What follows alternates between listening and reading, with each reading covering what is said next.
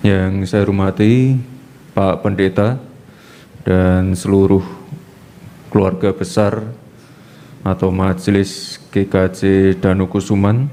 Tadi sudah banyak yang disampaikan oleh Pak Pendeta, saya hanya menambahkan sedikit. Hadir bersama kita Wali Kota Surakarta, Bapak Gibran Rakabuming, di Kompleks Gedung Gereja Kristen Jawa Danukusuman, Baito Karahayon.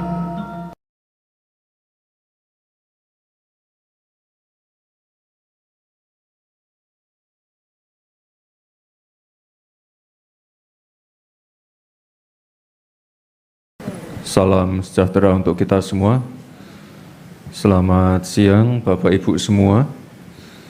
Yang saya hormati Pak Pendeta dan seluruh keluarga besar atau Majelis GKJ Danukusuman.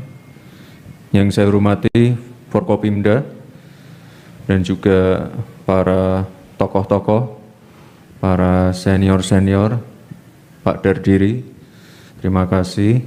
Yang saya hormati juga Ketua BAKS, lalu FKUB, dan juga warga atau tamu-tamu yang hadir pada acara peresmian Gereja GKJ pada siang hari ini. Oke, terima kasih Bapak Ibu semua. Tadi sudah banyak yang disampaikan oleh Pak Pendeta, saya hanya menambahkan sedikit saja.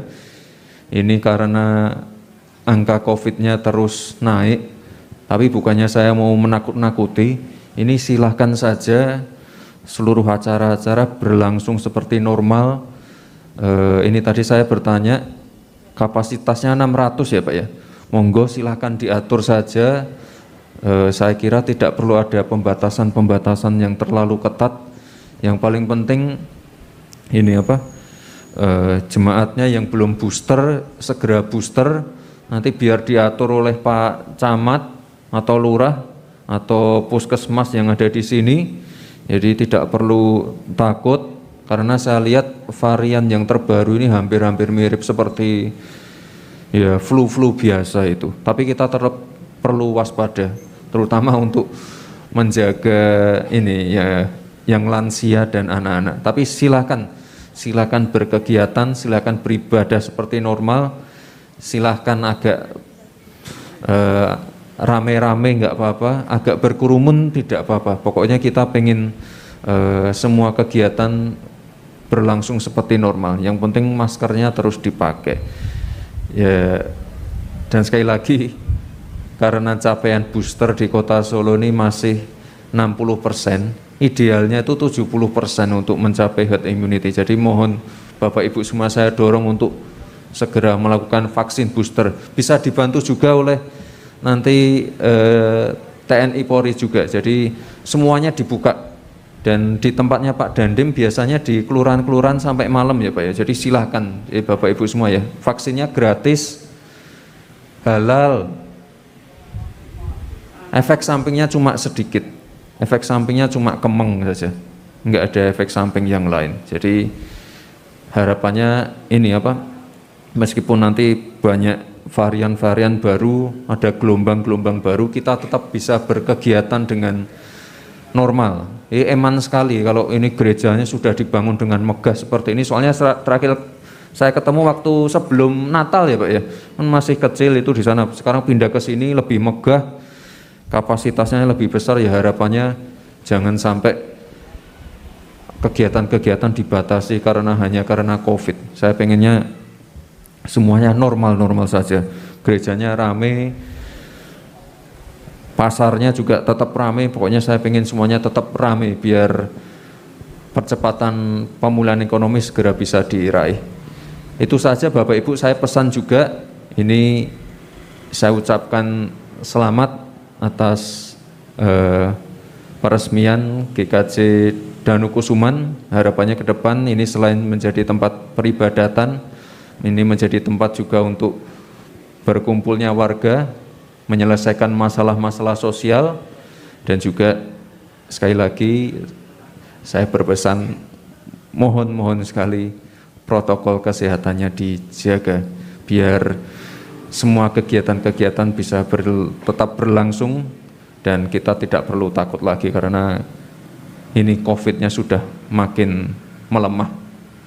Itu saja Bapak Ibu, sekali lagi Pak Pendeta, selamat dan berkah untuk kita semua.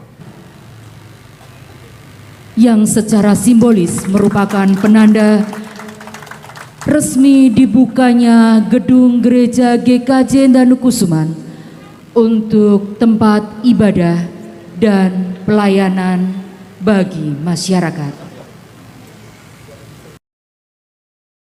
Haleluya, haleluya, haleluya. Assalamualaikum warahmatullahi wabarakatuh. Salam Aki.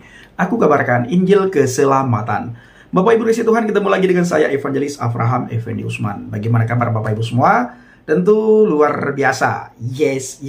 Wow, kita itu sangat istimewa.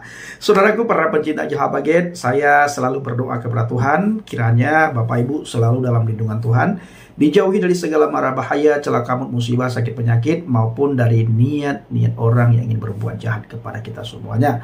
Kemanapun Bapak Ibu pergi, dimanapun berada, selalu dalam proteksinya Tuhan. Dan apapun yang Bapak Ibu lakukan dan kerjakan selama tidak bertentangan dengan firman Tuhan, kiranya dibuat oleh Tuhan berhasil. Saudaraku, saya melihat di sebuah cuplikan video Mas Gibran lagi meresmikan sebuah gereja. Dan kita melihat ya, di daerah lain, di tempat yang lain, gereja sulit diberikan izin. Bahkan izin sudah ada yang mempersulit. Ada warga yang mempersulit. Ada orang yang memprovokasi. Sehingga gereja tidak bisa dibangun. Bahkan tidak sungkan-sungkan. Kita yang lagi beribadah sekalipun, mereka tidak sungkan-sungkan untuk membubarkan ibadah kita. Dan terjadi di berbagai tempat. Tetapi saudaraku berbeda dengan Mas Gibran. Beliau meresmikan gereja saudara ya. Bahkan di saat ada penutupan gereja, Mas Gibran bergerak cepat untuk membukakan segel yang sudah ditutup oleh warga. Bahkan mengizinkan jemaat Tuhan beraktivitas kembali di gereja itu, bisa beribadah kembali. Dan kalau ada hal-hal yang perlu diurus, Mas Gibran meminta kepada yang bersangkutan supaya segera melakukan pengurusan. Nah saudaraku, sebenarnya dan seharusnya ini yang harus dijadikan contoh oleh daerah-daerah yang lain, oleh kepala pemerintahan yang lain, oleh wali kota yang lain, oleh kepala daerah yang lain saudaraku ya. Bukan justru ikut dalam penyegelan gereja, ikut dalam penutupan gereja.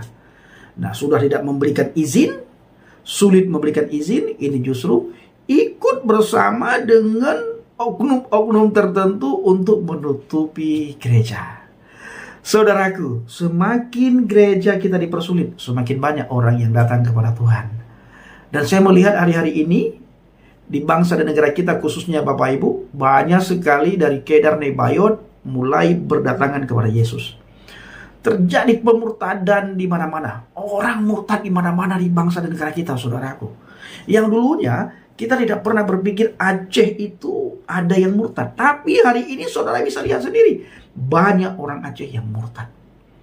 Bahkan ketika saya buka komal, buka diskusi tanya jawab dengan teman-teman muslim di TikTok, saudara ya, itu teman-teman dari Aceh hadir. Ada yang mulai penasaran mereka ya, mereka mulai penasaran, mulai menanyakan kepada saya, kenapa kamu bisa murtad? Bukankah daerah kita yang dikenal dengan Sabi Mekah, tapi kenapa kamu bisa murtad? Kenapa kamu rela menjualkan agama, katanya ya.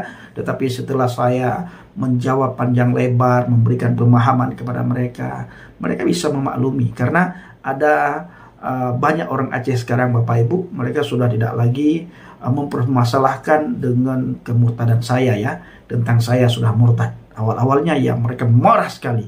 Dan walau demikian, bahkan sangat banyak juga orang yang masih marah sama saya. Mereka menghina, mengucapkan kata-kata yang tidak pantas, typing dengan kata-kata dengan kalimat-kalimat yang tidak pantas, bahkan tidak segan-segan mereka mengatakan halal darah, caci maki segala macam, itu juga masih ada saudara. Tapi setidaknya adalah mulai perubahan. Nah, begitu juga di daerah Padang Minang saudara ya, mulai banyak orang yang percaya kepada Yesus, Muslim Padang Minang. Begitu juga di daerah Makassar, mulai banyak saudara orang yang percaya kepada Yesus. Begitu juga di daerah-daerah yang lain saudara, di kantong-kantong Muslim mulai banyak mereka percaya kepada Yesus. Nah, kalau kita kembali ke Alkitab, ini sudah tergenapi ya, sedang tergenapi firman Tuhan saudara. Nah, dari Kedar Nebayot yang dulunya mereka tidak mengenal Yesus, mengolok-ngolok bisa katakan, menolak secara terang-terangan tentang ketuhanan Yesus, mereka mulai berdatangan. Bagaimana dengan kita? Ayo kita bergandengan tangan, memberitakan Injil, memberitakan firman Tuhan, bersaksi, dan menjadi saksinya Tuhan. Padi mulai menguning, pekerja sedikit. Ayo kita menjadi pekerjanya Tuhan saudaraku, menjadi penuai di akhir zaman. Di akhir video, saya tidak bosan-bosan mengajak saudara semua supaya kita tetap berdiri teguh di atas pondasi iman yang benar, berpegang teguh pada firman Tuhan, dan jangan lupa bersaksi, jangan lupa memberitakan Injil, karena pemberitaan Injil, bersaksi, memberitakan Injil, ini adalah tugas kita semua, bukan saja tugas pendeta, tugas gembala, tugas penginjil, tidak, tetapi tugas semua orang yang percaya kepada Yesus. Terima kasih. Assalamualaikum Bishim Hamasiah. Salam Aki, aku kabarkan Injil keselamatan. Bapak Yahweh Bishim Adonai Yesus Hamasiah. Ruah Kudus memberkati kita semua. Haleluya, amin. Salam murtadin. Terima kasih.